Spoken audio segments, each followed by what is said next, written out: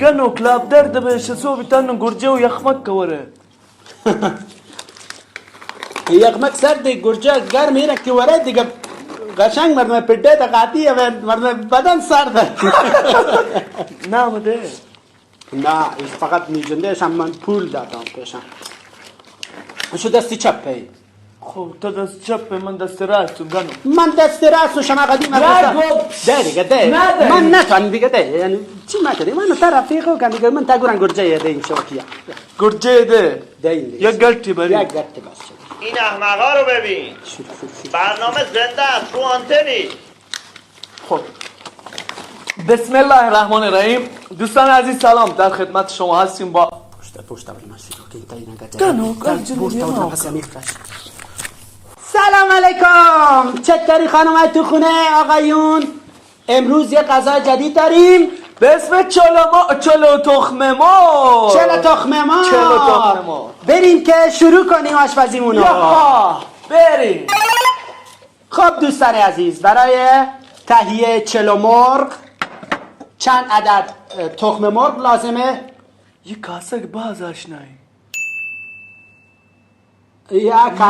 نه یک کاسه نه، یک کاسه دیگه اینا تا پروشته. یک کاسه نه دیگه.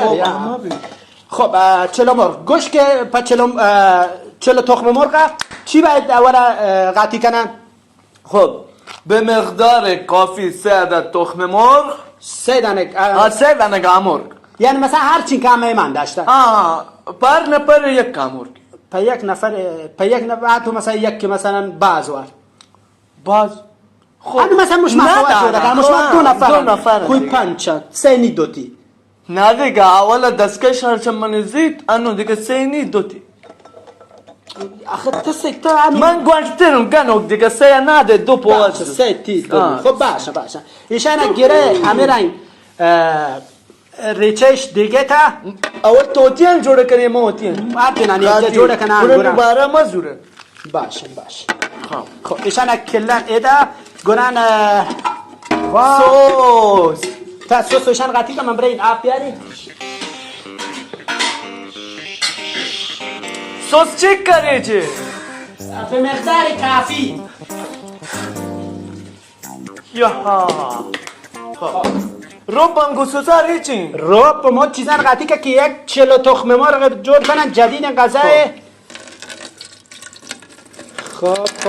خب یک غذایی که وقتی چی انگشت و چنگوله گوشن اما من وقتی نه ما گوشم پشمارم خب پوتی واسوان حتما جور کنن شنه جوان گوشتر قطعی کنن نه ایشی وقتی گوته چی گو جنک گوشتی نه قطعی گوه چی قطعی کنه جوان خب گرجه گروبه خوب قاطیش خب گرجه و تی قاطی کنی گرجه خب ایشا قاطی کنه یک کم که خب گنو کروگر نرید اپت شکنه دیگه چلو تخم مرغ دیگه بدون روغن این وقت تخم مرغ انچین روغن دارن حتی که مثلا شن اول سفارش ده مثلا مرغه نان روغنی ده تخم مرغ روغنی وقت جوړ اما مرغه جنده شن خوب قاطی که تاخت موتی نشمک کبوری نه ایشان آخر که جوان چی بودن جنانش مثلا سم چیزی اگه تخم مرغ داشته بید دیگه یه مرغم گرد سوچینیه گرد مرغان سوچینه جنه باید شیشان جنه من شیشان مجنه من نواری باید جنه که اونی سم مهمت چیزانه زوری چیه تاروماره ایش هم اسپانسر انتمه چی گشته تارومار مثلا باشه تارومار شیشان هم به اندازه کافی آخر که شما دیگه آمده بود قاطی کنه که اگر که چون رنگ زعفرانه برنجانی سر ریچان ای هم رنگ دادن هم اترو بو خب پس خوبیه انو ایشا یک کمی قاطی کن شیشی ماری چه؟ قاطی ریچ یک کمش ریچ هر چی سوس بیشتر خوشمزگی بیشتر پیتو رأیه ماته والا من لوا تو گلو کیه شد خب نه بعدن اشکال خب یکم از همون فلفل و خب فلفل یک مرتبه در زرد میواش کرده فلفل یک مرتبه در زرد این کرکوک یک کم بکی به اندازه کافی شپی گسا مهمانه که آن دیگه وانا چلو تخم مرغ دیان که وتی چنگول انا بورا بس وانی دیگه کلن دبگیر سره یا دبگیر کلن دیگه سره نه دیگه بل دبگیره سره خو کلن دبگیر دیگه سره که بروانو بیا 15 دقیقه دیگه را ما کانشم حضورا یه برنامه بریک سیکنه تو بیاید در ادامه آشپزی با شما هستیم ببینیم چی کار کردیم در کنار دوست عزیزمون گنو که تو مردم مشارسه لکنم پستی که گونه یخ مکه بود خب مگه نه نمته بود توضیح ده خب توضیح خب دوستان عزیز غذا آماده شد یه غذای فوق العاده خفن آماده بود دیگه نه این بو میشی انت مطمئنه اصلا شک مکن خب تباشت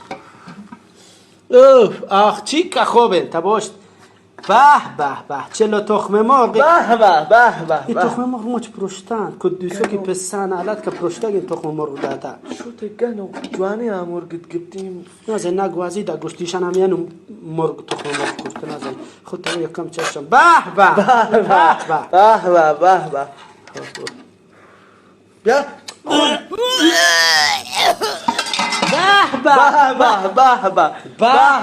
اصلا این غذا چلو تخم مرغ یعنی واقعا فوق العاده بنی نظر شپی مهمان برا شپی مهمان برا جن غذا دیشان ود بورا ایشان مش مجن دورن حتما ای باس خوب این غذای خب شیشی داره دامه چند واه بیچه ایشان هم بیوش کردن